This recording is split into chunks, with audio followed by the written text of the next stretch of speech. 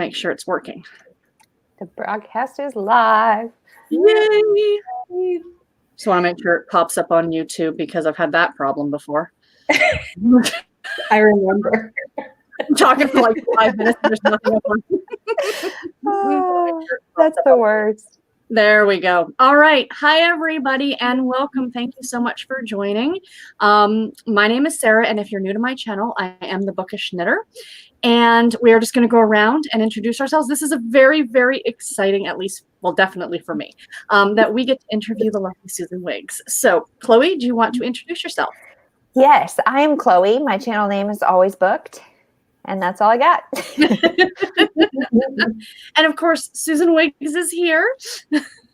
I'm Susan. I'm coming to you from Bainbridge Island, Washington. It's a little bitty island near Seattle. So probably that ferry shot that you see on Grey's Anatomy going back and forth, that's probably the Bainbridge Island ferry. And so, that's awesome.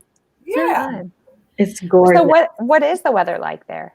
Yeah. It's pretty gloomy. You know, it gets dark at 4 o'clock this time of year, but it really lends itself to sitting by the fire and reading a book or writing a book. So I can't complain. And I feel really lucky that we're in a really, really small town in a small county with lots of space around us so that we're not as plagued by the plague as a lot of other places. So I'm grateful for that. And I'm so grateful to be here. This is really, it sustains me to hear from readers when, you know, I sit alone in a room and make stuff up all day, every day. When a book is published. Thank you, Bree. I think it was Bree who was reached out to me, and thank you so much. I was so gratified to hear from you. Thank you. Yes, ma'am. I'm Bree, and I'm on Instagram at Falling for Romance, and I'm so excited. I'm so excited because we're all equally just so excited to chat with you. But like Sarah is like one of your biggest fans, and I know she's not going to say anything, but I just have to say, like, she's so excited for today. Good. I know. I still fangirl all over the place for all kinds of writers, and I always have. So Yep. It's pretty awesome. This is very awesome. So do you guys want me to start and ask the first question? Go for it. So how did you become a romance reader? Do you remember the authors and titles that you read and enjoyed? I do, and I remember it very specifically because I was in college in Texas at the time, and in graduate school in Massachusetts later, and I had a lot of rigorous academic classes, and my brain was just, you know, mush at the end of the day. And I loved to read. I always grew up reading. I grew up in a library. You know, my family read, parents, brother, sister, and so I would just gravitate to the bookstore in the library, and I found this blazing, like, yummy orange cover in it on a book called Shayna, and I said, by Kathleen Woodowis, and I'd never heard of really specifically a romance novel, and not that author, but there was something about it. There was like this melting embrace, you know, depicted on the paperback cover. And it was probably, you know, 500-600 pages long. And I just devoured it in a couple of days. And I went back to the bookstore and I said, are there any more like these? Come with me. I got a book for you. And so I realized that genre was the perfect escape for rigorous academics or for any kind of boredom, for waiting in line and waiting rooms. And it became kind of my go-to genre. And I discovered that as a reader and as a writer, I love any kind of really, really commercial, popular fiction. Always draws my attention, and actually commercial popular nonfiction as well. But so college and graduate school were my formative years into genre fiction. I didn't even really understand, you know, what genre fiction was until I really got into it. And so when I decided that I would write, that I would write when I was like 3 years old. But when I, you know, seriously sat down to write a novel, I decided to write a book that was exactly the kind of book I love to read. Mhm. And I did my best. And that was, I published it in 1987, like the Yeah. kids were born. Congratulations. Some of us, yeah. Wow. That is I've awesome. published a book or two ever since. And so, so Kathleen Woodowitz, Rosemary Rogers, and then the older ones that my mom read, I don't know that you would call them specifically romance novels, like Mary Stewart, the Gothic novels, and some of the Regency books. So I kind of got into the culture through that route as a reader and as a writer, and kind of morphed into more contemporary topics after I was established in historical romance. Awesome. Kathleen Woodowitz is such a, like, it's I feel like I call y'all OG romance. Yeah. Like the OGs. I hear so many of you say that she's your first godmother, first romance writers that you read. And I feel like we've missed out on something. Yeah.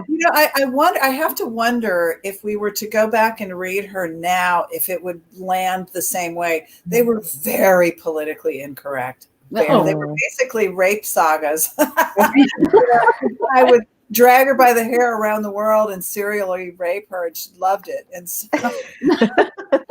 but I'm telling you, it fed some kind of weird, quirky fantasy. I guess it was a safe way to do something dangerous, or but it might land a lot differently in today's world. In today's world, my books get a sensitivity reader now, and not just a fact checker. They're read for content to make sure that I'm not using a disrespectful language about a topic or something like that. So it's really changed a lot, and I'm grateful for that. I think that we've evolved as readers and writers, and we don't need to just cling to our rape sagas. But they're going to get me through college and grad school. They're escapism, that's for sure. Absolutely. Yeah. That's something that the books today that kind of fill that need, I think, might be like the urban fantasy paranormal that maybe started with, maybe they were even YA books. I'm thinking Hunger Games and vampire books and things like that. Maybe those are the ones that are, dragging us through our college and grad school need, our brain now. Yeah, those are good brain candy. That is something that we talk about a lot, is like, should we be reading the older stuff that we know has some problematic stuff to appreciate where the genre is? Or should we just accept that, like, we kind of missed that boat because of when they came out? Yeah, that's a great question. That is a great question. And I would love for somebody to do it. If I had time, I would do it myself, because I'm sure I've still got some of the old falling apart books on my shelf. Yeah, it would be interesting to read now. Oh, for sure. Okay, so on your website, you have a video talking about how you like to just write your stories longhand, which is just probably unheard of in these days. So what do you love about doing that? And do you always do that? Yeah, I did mention, I actually have it here. I was working this morning. Here I am. There's my next book. How many of those notebooks do you have sitting around? Yeah, right? Wow. I know. But when I was really little, I equated the act of writing with like physically writing. Sure. And as a schoolgirl, we lived overseas, and so I didn't have I didn't have any TV entertainment in foreign countries, and so I was always dragging a notebook around and taking notes and writing down my thoughts and writing like really bad poetry and whatever. So I kind of got, that was my creative habit and my outlet. And so when I first started back in the 80s, there were computers, but they were not slick at all. So, my first book or two, I believe, was done on a typewriter. And I hate to type so much that I thought, well, I'll write it out in longhand, and then I won't have to like retype a page because I've made one error or something like that, because I hate that piece of the process. And so it kind of stuck with me. And then the only problem is there's no backup copy. So I have to get it typed up or like store it in a fireproof safe or a freezer or something in case the house burns down. But now it's one of my favorite things now is dictation software, because now instead of having to type up my handwritten draft, I just do that. But and also the other thing that I love about it is that it's not distracting me to jump online and that's a good point. My Twitter feed or whatever. Yeah. It's very, as we all know, it's so distracting. And so it kind of keeps me focused on the page and on the story. And so that's a habit. And I have tried to compose directly on the computer, but it's just as slow for me. And yet when I do a short piece, like an article or a blog post or something like that, I'm happy to do it on the computer. So I guess it's just interesting. The way So I have to know, do you ever eat or drink while you write? Yes. That terrifies me. Yeah. Like if you could see some of my notebook. I don't remember, but in the olden days, it was like verboten to have any food or drink around your computer. And there were very that's rules. True. I was a classroom teacher for years. And so I remember prohibiting any food or drink. But yeah, I've always got, either a cold drink in the summer or a hot drink in the winter and fall. And there are always snacks. So yeah. What did you teach? Yeah. I taught, mostly I taught 5th grade math. I taught in a multi-level, like K through 12 school. And I loved 5th grade. That was like, I don't know, my mental age or something. And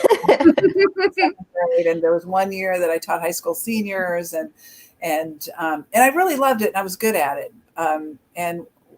And I miss it. But when, the writing took off, I knew I had to like throw in my lot with one or the other. So I decided to go for it as a writer. And I still sometimes try to teach writing classes and seminars just to reach out to people in that way. Yeah. If you ever decide to stop, I bet you'd be an excellent masseuse. Your hands have got to be so strong. That's right. My left hand. I'm left-handed. Oh, okay. Yeah. Your right hand probably wouldn't be much help. Yeah. How did you juggle writing with teaching full time? Being in my 20s helped a lot. If I had been now, I think I'd shoot myself. This is awful. I would take my daughter to her babysitter, go teach all day, go to the babysitter, pick her up, be the mommy all afternoon, get her to bed. And then at about 9 o'clock, I would get out my notebook and write until midnight. Wow. I did. Yeah. And do it all over again the next day. That way. Yeah. Wow.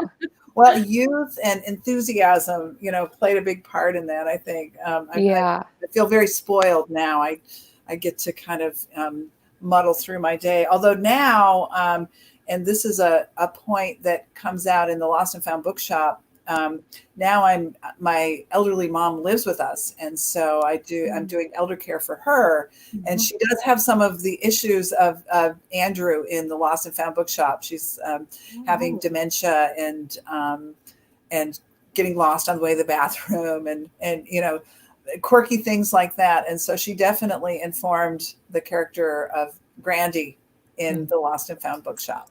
Oh. I love that we're seeing more of Alzheimer's representation in romances because it is it's affected my family. We've all three, it's affected all of us. So it's like, it just feels very real. And it's something that's been around for such a long time, but just over the last 10 years, it feels like the numbers are just crazy. I don't know. Yeah. They are. And it's a little frightening because I always question, well, when's it going to be my turn? Am I going to get there? Yeah. But more is being learned about it. And I've learned a lot from it by being close to it.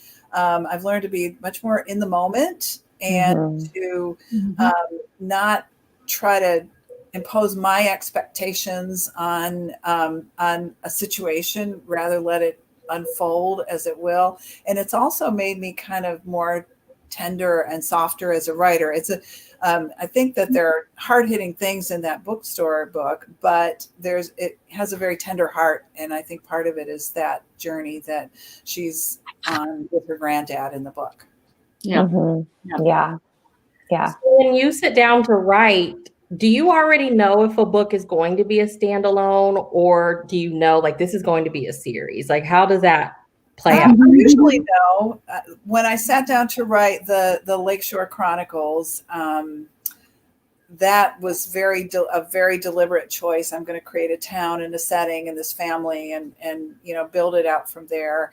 And I didn't have a set number in mind. I just tried to make sure all the books were connected. And the same with the Calhoun or the Bella Vista Chronicles. I had, but that one, the backstory of that one is I had at least a trilogy in mind, and I only wrote the first 2 books so far. I wrote the Apple Orchard and the Beekeeper's Ball, and I did leave a couple of loose threads to those storylines, but there was a big shift at my publisher. And the publisher that I wrote those books for was sold to HarperCollins, and I ended up being at a different imprint at HarperCollins publisher. And so, they wanted a fresh stab at, managing my books in my career. And so I wanted to give them fresh material. And so it's a little on hold. I don't know. Readers who read the Bella Vista Chronicles will see a little wink. My editor calls them Easter eggs. Yes. Other books like the main character, Natalie lives in Archangel, which in Sonoma County, which is the setting of that one. And she kind of crossed paths with a couple of the characters in those. And so it was kind of fun to revisit those. You don't have to have read those to appreciate the Lost and Found Bookshop, but I put them there for readers who might want to hear a little further more. And I hope to go back to that. So when I wrote the Lost and Found Bookshop, I didn't have a sequel or a spinoff in mind. And yet the book that I'm working on now, this just happened. There's a little, you probably don't even remember it. She gets some baked goods to serve in her bookstore because I thought, the bookstore of my dreams, which is what the book has a coffee bar and they have pastries and things. So she goes over to the bakery across the street. The bakery is called Sugar. And so it turns out there's a huge story. It's actually an interracial romance, and it's called Sugar and Salt.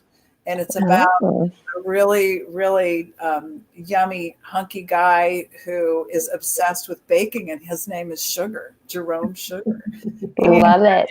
This cowgirl from Texas who wants to have a barbecue restaurant moves in next door. And so her barbecue is called Salt. So it's Sugar and Salt.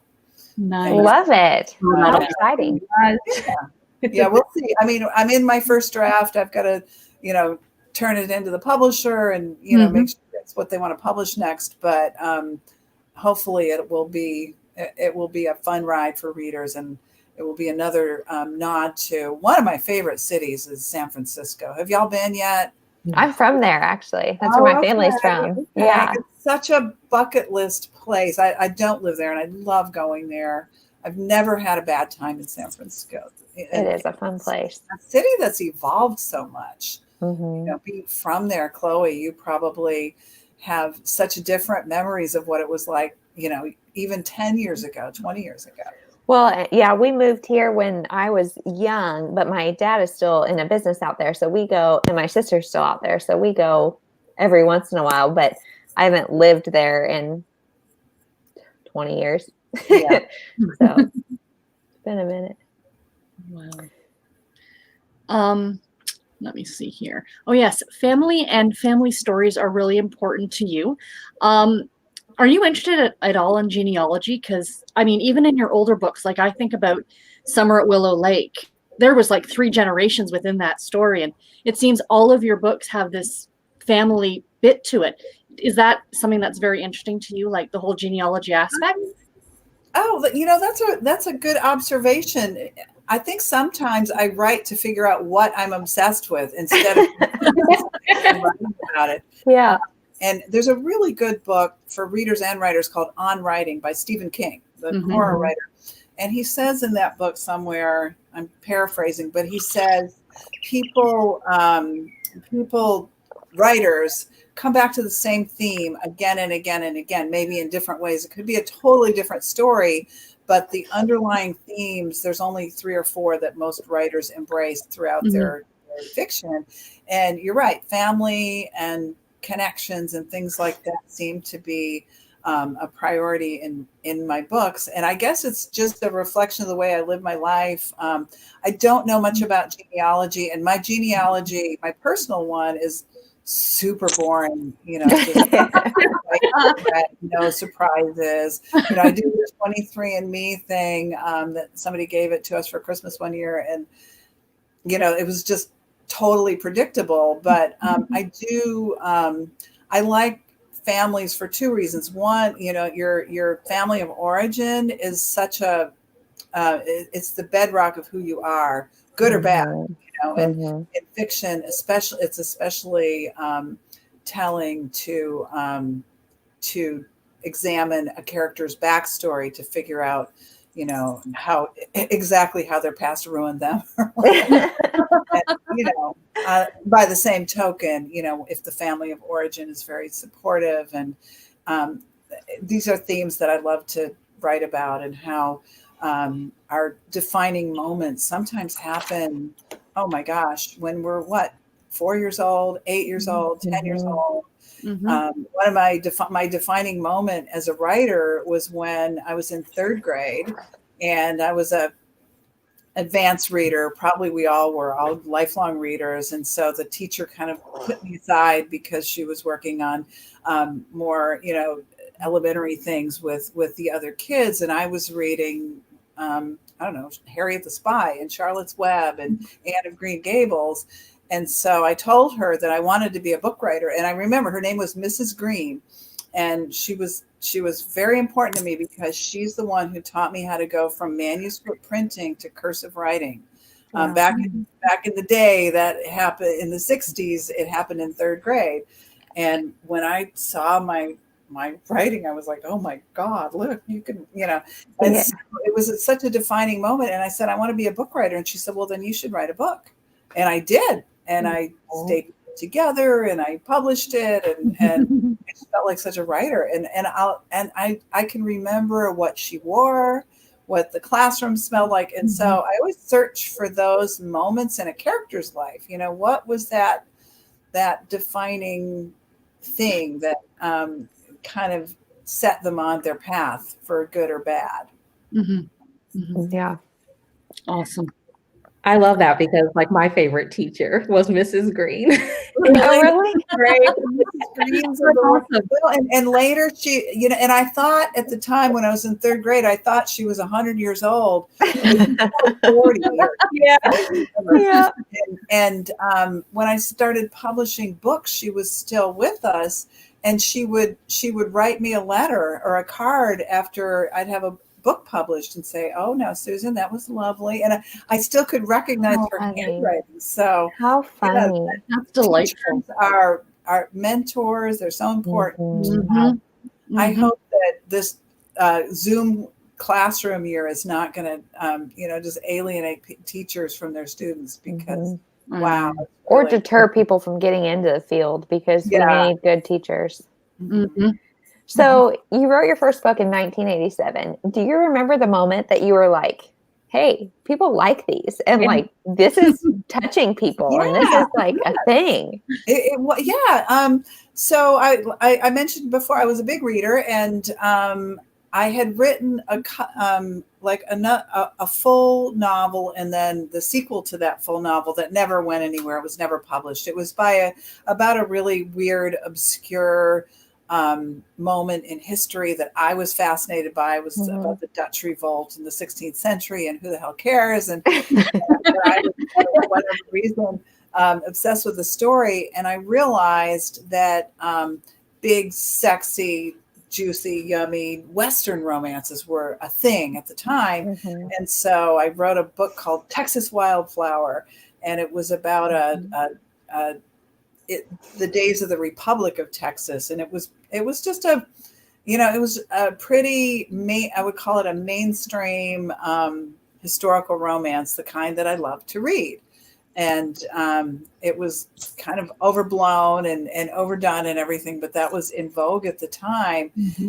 And I sent it to an editor that I'm still friends with to this day. And it turns out it was one of the first books she ever bought. She was like practically an intern at her publisher. And it was, of course, my first book. Mm-hmm. And so, and then we didn't know if it was a thing, because now you get instant feedback. Mm-hmm. Sometimes they even pop onto your Facebook or your Twitter and they say, "Oh, I reviewed your book," and you get instant feedback. But back then, it was a lot harder to come by. You had to go buy printed reviews and things like that. And so I didn't know, but I guess the validation comes when the publishers keep coming to you and, we'd like another book. And so that was the way that went. Yeah, that's awesome. Oh. So how's the world of publishing, what changes have you noticed? Like, how is it different to get a book published now versus how it was then? There are things that are shockingly similar and things that are totally different. And so the shocking similar is that first you got to write a book, and it's got to be the best book that you have in you, that you have, put your blood, sweat, and tears into, and you've done your best, and it's not perfect, but this is the best that you've got. And then the path is pretty much the same. You find a literary agent who's like the real estate agent to market your book to publishers, or you directly find a publisher, but that's not recommended just because you kind of need that middleman. It's sort of like trying to sell your house without an agent. Sure. So you do it, that the process is the same. You find the agent, and the agent finds the publisher, and hopefully you start on this path. But so that process is similar, but the way that you reach out to people and connect with people is so different. It's a lot more direct. You can instant message somebody, or reach out on Twitter, and so in that way, you're networking. It's a lot easier, but you've still got to present yourself professionally. It used to be, on proper letterhead and in proper business letter form. And now there's still an etiquette and a protocol to it, but it's all digital now. I don't think I've printed out a manuscript for a publisher in probably 20 years. Wow. Really? Digital now. Interesting. Yeah, that's not surprising. Do you feel like the social media and like instantaneous culture is helpful, or do you think, of course it is, like logistically things move a lot quicker, but as a writer, do you feel like, do you like it, I guess?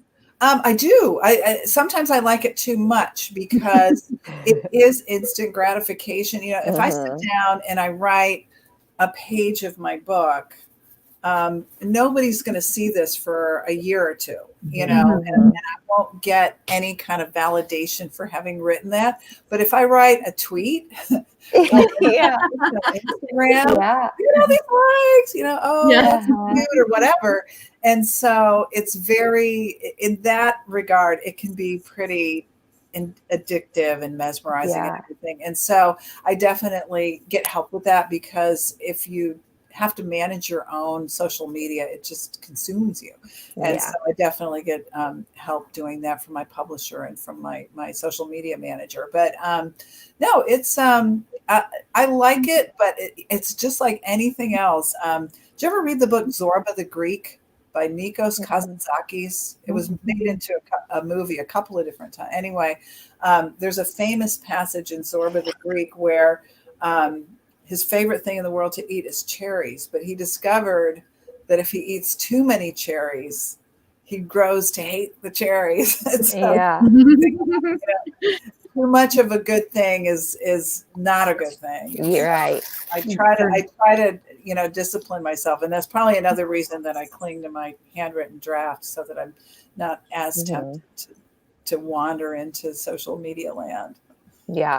Well, and all three of us are on Great social book media. recommendations. I love BookBub for that. Mhm. And Oh, gosh, yeah. and the read alike things, and just talking to people like you. What are you reading? What can't you put down? Mhm. And now I think for me, one of the most vibrant categories are these video chats and podcasts. Mhm. Mhm. Yeah. I heard a podcast and they were talking about a book. I'm sorry, I can't remember the writer's name, but the book was called The Invisible Life of Addie LaRue. Beach Club. Yeah, yeah, and it just sounded so cool that I instantly put it on my e-reader. So that's Yep. on my TBR. Yeah. Reader. Yeah. I can't imagine, like, in the time before Instagram and stuff, how did publishers get buzz about a book? Yeah. You know, like, That's something that's really different. They were really, really big pitching to magazines, Elle magazine and Oprah magazine and everything. You try to get a mention, you try to get in print reviews, and but the best is always word of mouth. Mhm. And so for that, I think booksellers and librarians were the front line of that. And book groups haven't been around forever. They were really informal. Back in my mom's day, she would meet with her friends, and I don't even think they really recognized it as book groups, but they would all share books. And so, Yeah. Mhm. so that's another good avenue, I think. Yeah. Awesome. It's hard. Yeah. The Lost and Found Bookshop, it's like this great blend between women's fiction and romance. How do you balance that in a book without it being too much of one or the other? Yeah, that's a good question too. And as a writer, I struggle with it because for marketing reasons, I don't want to make the publisher's job too hard, because there are readers who, if it says romance or smacks of romance, they're like, oh, that's not for me. I'm not going to read it. And romance readers, I find, are a lot more eclectic. A romance reader will read a horror novel or a mystery novel or something like that. They're a lot more omnivorous. But there are people who feel like, oh, a romance novel, that's not going to be for me. And so I'm always mindful of balancing. I can't imagine ever writing a book that doesn't have a love story in it, but it's not front and center. And so what I usually do creatively is I follow the woman's journey. Like I thought about Natalie before I thought about anything else in that book. And I thought, she's one of these characters I love to write about, somebody who needs a reset, because what's been going on in her life thus far is just okay, but it's not her authentic, essential self. And she needs a kick in the behind to that journey.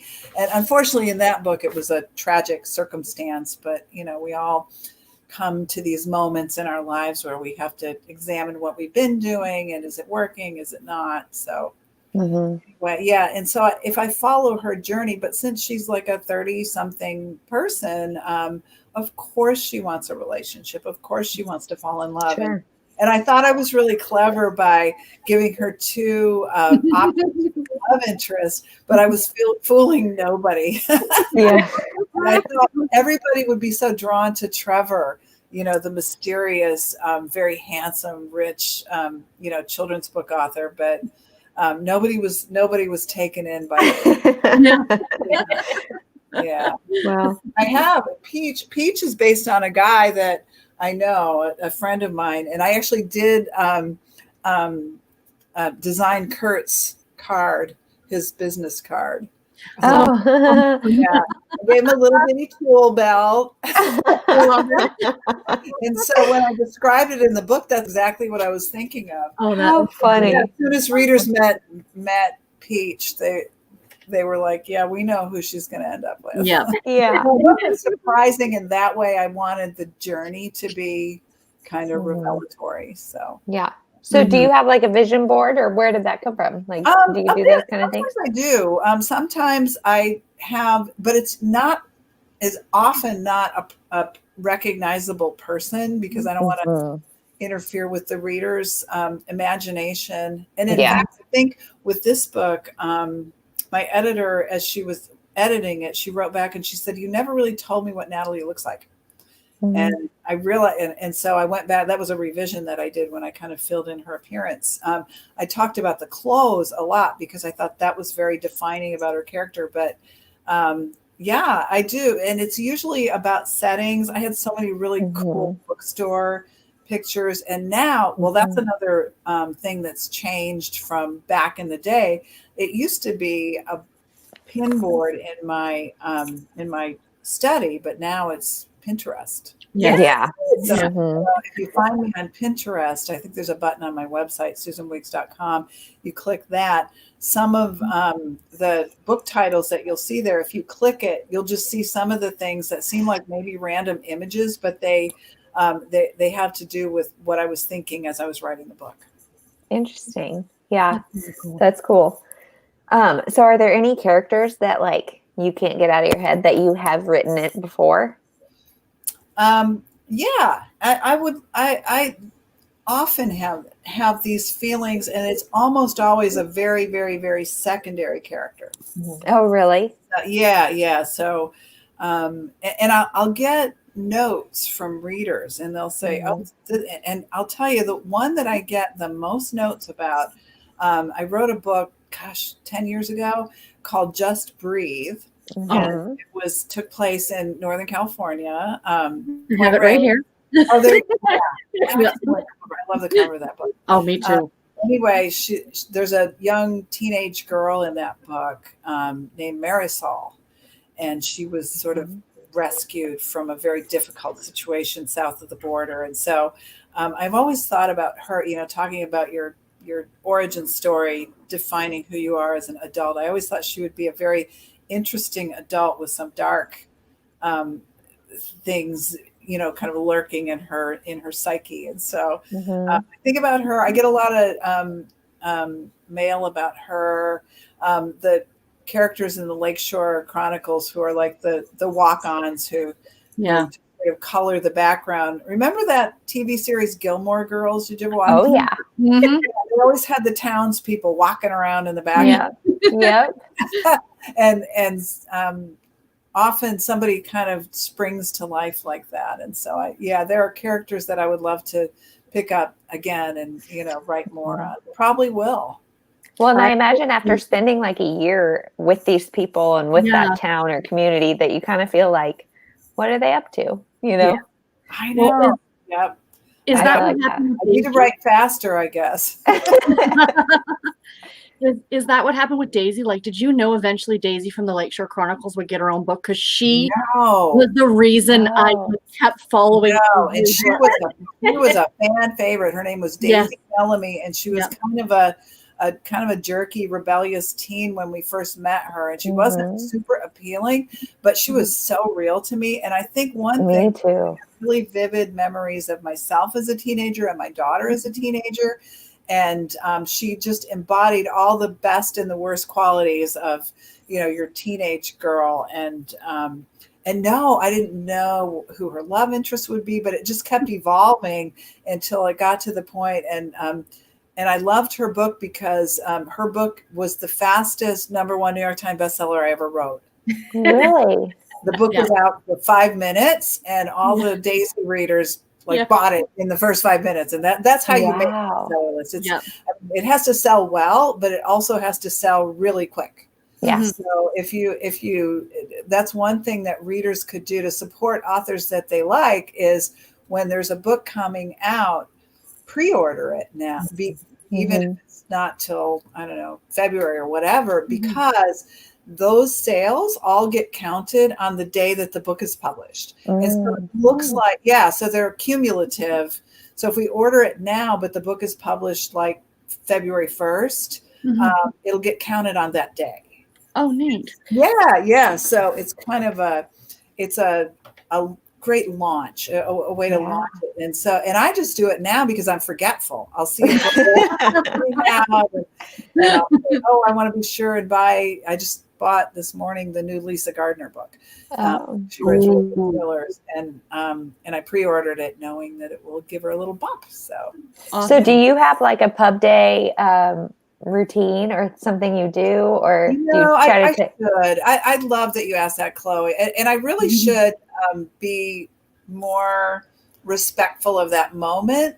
But the reason I don't is it's a very random moment, and the book is like a year away from me. You know, I'm working on something else, and I'm probably, except for this year, I'm probably like on the road to go to a book event. And so the book event is always nice. I love a launch event where I get to meet and greet with readers. And for the Lost and Found Bookshop, God, I had the coolest book tour that was going to happen. I was going to start in the Bay Area and go to all independent bookstores, working my way up the West Coast. And I was going to end at Liberty Bay Books in Paulsbo, Washington, which had just been bought by my fellow author and friend, Suzanne Selfers.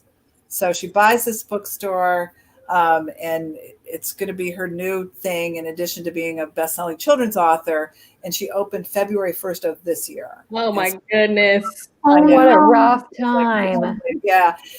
But I had it all planned. It was going to be great. And everything canceled, because the book was published July 7th, I think. And so everything was virtual, and it sold well. It hit the New York Times list, which is always a good perk. But it was very different. Yeah. This year has been, and like you said, though, there's been silver linings because like we get to chat with you because you're not on the road, and there's things like that. But it's been a year of bummers. That was the question that we had. We got, has COVID affected your writing at all? Luckily, it hasn't touched anything close to me. And like I mentioned earlier, a town is small and it's really easy to distance. I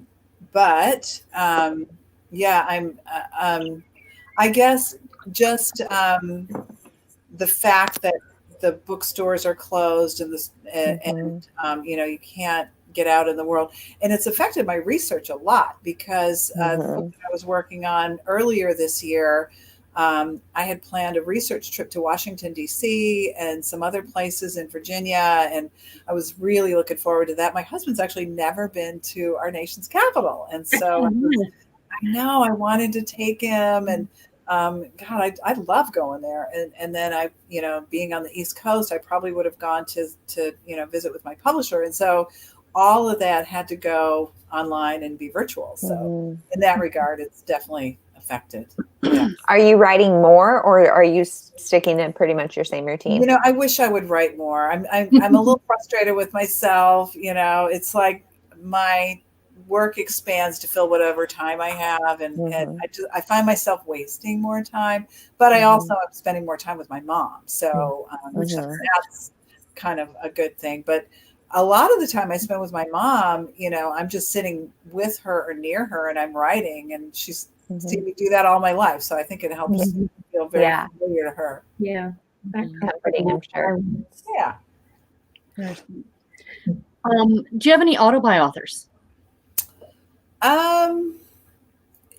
No, I don't, because I read all the time and I've always got a book going. And so I'm so eclectic and I love to read new things. So there's not that one author.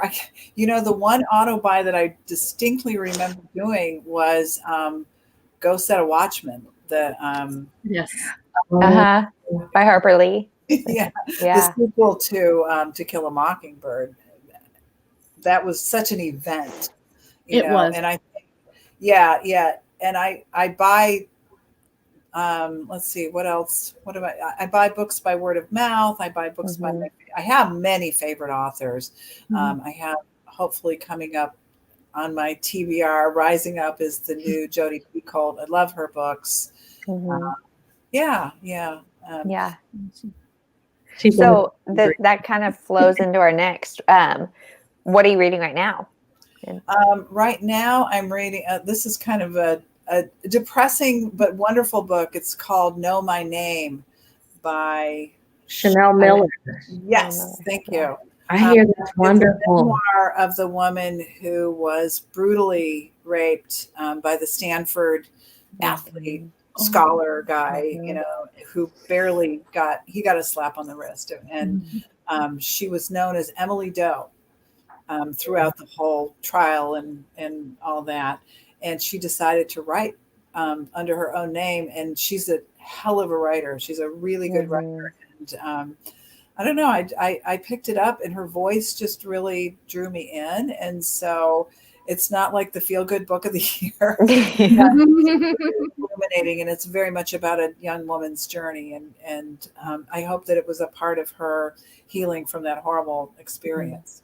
Well, and yeah, so relevant. Like, I think that kind of thing needs to be talked about more of why are we doing this as a society. I'm grateful for her to be so open and honest about it, because in the past, and I can't say that I was ever brutalized or anything like that, but I definitely in my college years had that boss that would give me that look or shoulder squeeze or what, just things that were, and I didn't know boundaries. This was back in the 80s, and it was, I didn't even have the language for that.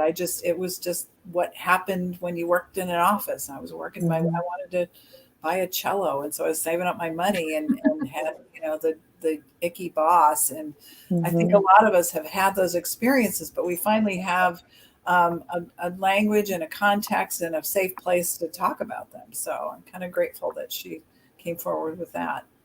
What did you study in college? Pardon me?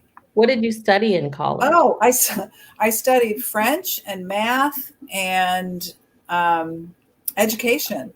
And so my degree is in education, and then my graduate degree is in education. I got a master's. Yeah. Wow. Yeah. Different than I was expecting. I wanted to count on writing to be to help me make a living, because I knew that it's very tenuous. It guarantees you're self-employed. You're only as good as your last book sold, and so I always knew that I would need a practical way to support myself, and so I would never get rich being a teacher, but it was a very enriching and a lovely path for anybody to take. And my sister's a teacher, my mom, so we have lots of teaching in our family. Yeah. I just love how many, there's so many romance authors that have had these really powerful career positions and were very passionate about romance. And it's just I think there's this misconception that romance authors are all suburban housewives, which is great. But most of y'all have been teachers and lawyers and attorneys, and your love for writing, you just hit that point where you're okay, I'm going to choose this. And I just think that's so powerful. Yeah. The writers that I know personally that I'm friends with had, a pretty good career in something else, or a pretty amazing family life or family that they were taking care of. And I'm thinking of Debbie Maycomer, my good friend. I just love her. She had a house full. She had 4 kids and a busy husband who was in the Navy, and she just, wrote at her kitchen table. And when the passion moves you, you do what you have to do. Yeah, I can't imagine. That's such a leap. I feel like I live in the Pacific Northwest because of you and Debbie Maycomer. I live vicariously through your location. Yes. I'm in San Antonio, so I'm I just want to live in Seattle or something. You should come. Actually, we have a guest house. Point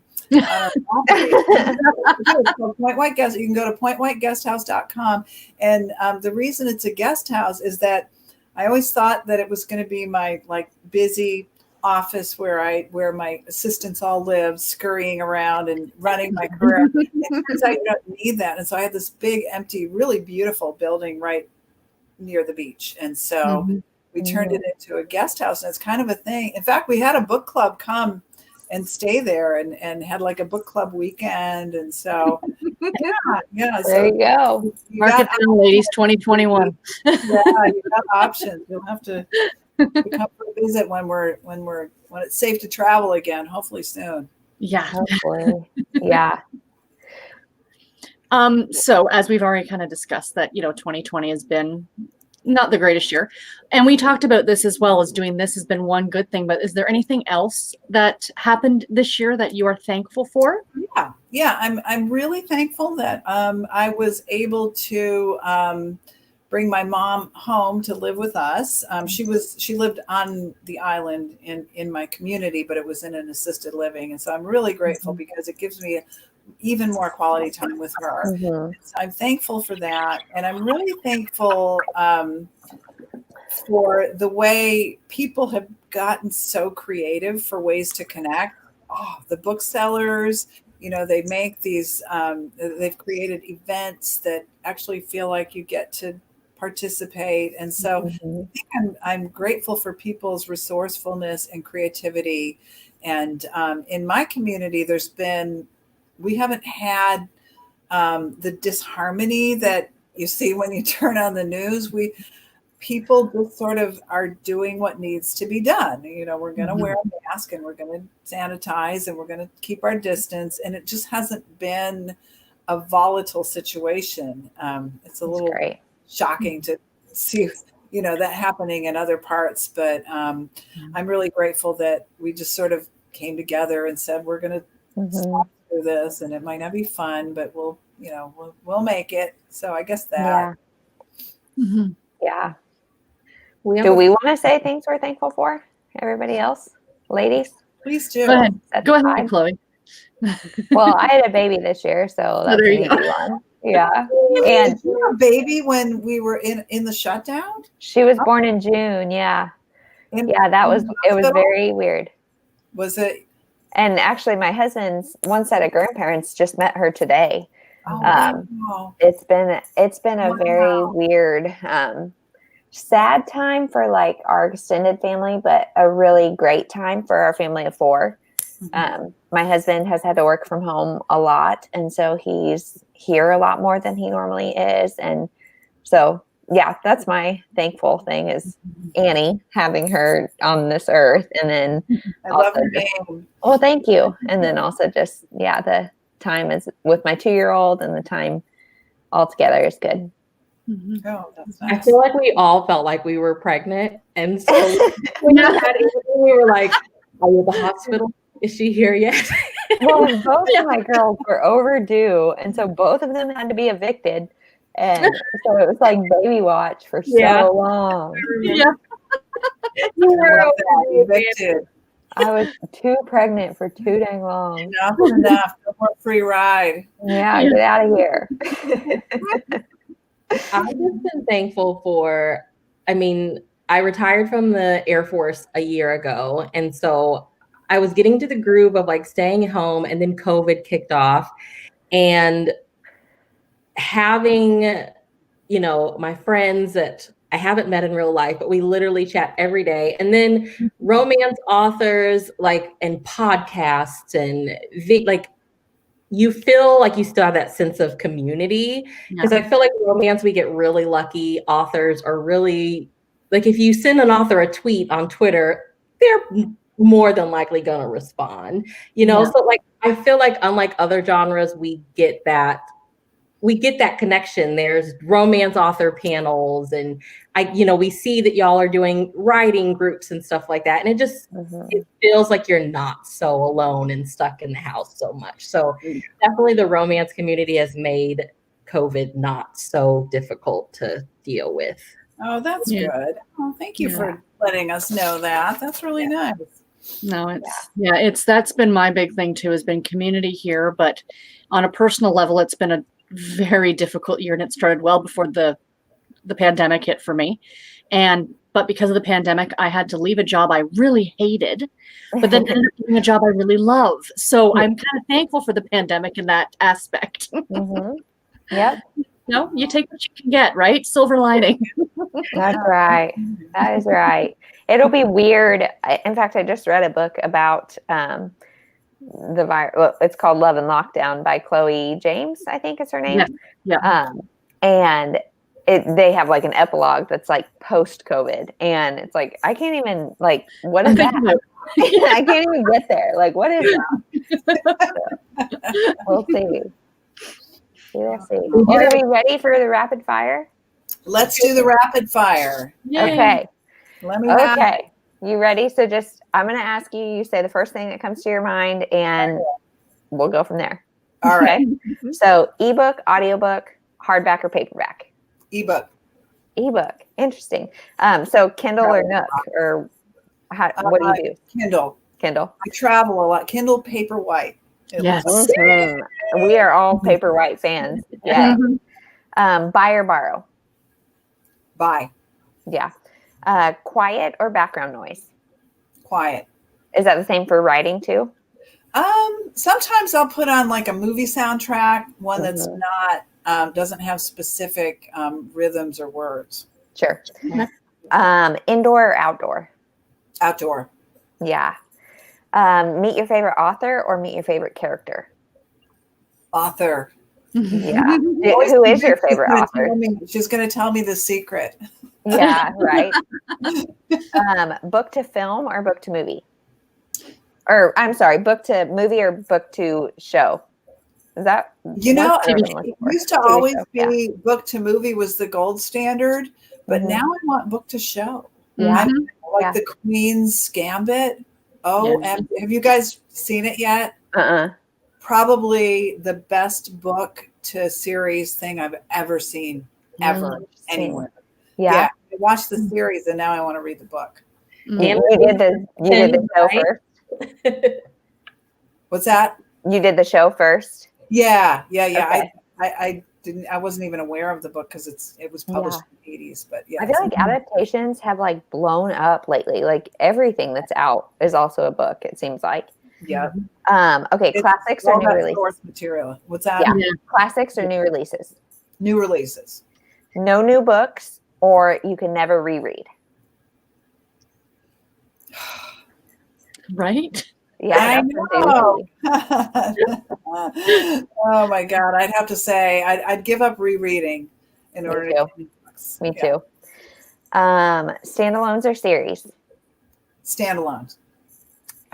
Solo or book club? Book club. Book club.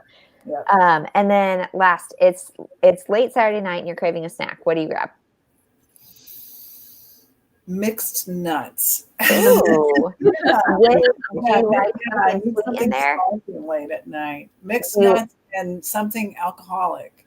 There you go. Yeah. Perfect. Well, my final. We could do that. My divisive thing among this group is coffee or tea. Oh, depends on the time of day. Okay. Coffee in the morning, tea in the afternoon. Okay, I can get on board with that. That pleases all of us. Yep. Well, Jerry roasts his own coffee right on our. He's got a big roaster. Wow. He gets the green beans from this organic farm in, I don't know, Sierra Leone or somewhere like that. Cool. Yeah, so we're very spoiled for coffee here. Yes, that sounds a lot better than my K-cups. Yeah, right? Yeah. We have two questions from the viewers. Yes. That's real quick. So how do you respond to people that say romance is not literature? And the second one is, how will you deal with the coronavirus within your storylines in the future, if you will at all? Yeah. When they say romance is not literature, I say, fine, romance is romance.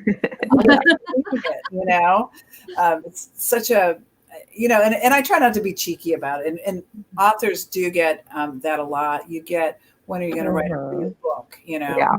And I don't know. I think I've been at it for so long that it just seems like such an artificial designation that it doesn't really matter how I respond, because people are going to have their opinions. The thing that changes an opinion is to hand them a book. They think they know what romance is. The first romance novel that my husband read was one of mine, and he had no idea how much he was going to like it. He read The Ocean Between Us, which was about a military family, and he loved it, and reads broadly now. And so I think you get converts by drawing them into a book that might appeal to them. So does he read your work, and how does that make you feel? He often reads it. He's a designer, and so he listens to audiobooks a lot. And so he'll listen to my audiobooks and come running over to me from his studio and say, did this really happen to you?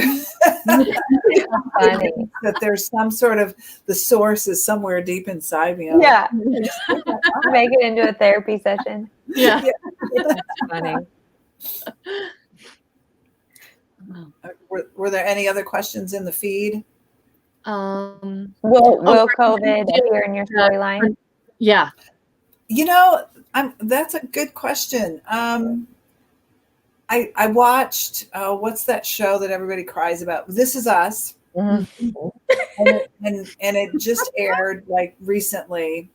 And of course we cried, but they had scenes where they were wearing a mask and social distancing and bumping elbows and everything. And it made me wonder. And I think my answer is no, because I try to write my books in what in publishing is called the eternal present, where it feel like it happened today or last year or next year or something like that, so that it's not tied to a specific event. Yeah. And so I'm thinking I won't do that. Although I have to say that, I was writing along in the book that I'm writing right now, and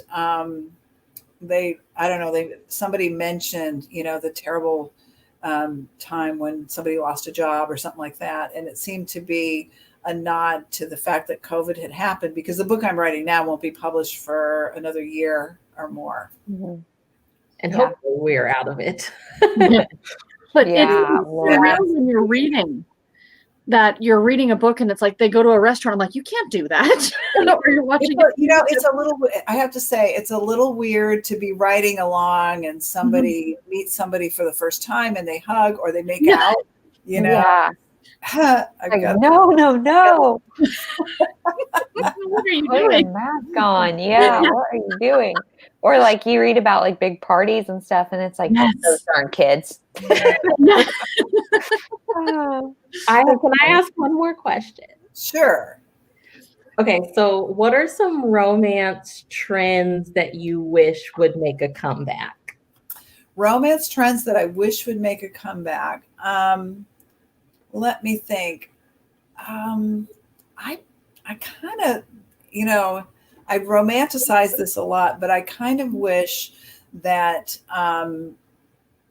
prairie romance, what do you even call it? I'm thinking of My Antonia by Willa Cather. Like Western Girl Spencer. Yeah, something like that. I would love to see that come back. I kind of like a good spooky gothic romance. Like Mary Stuart or the, kind of the old school Jane Eyre type.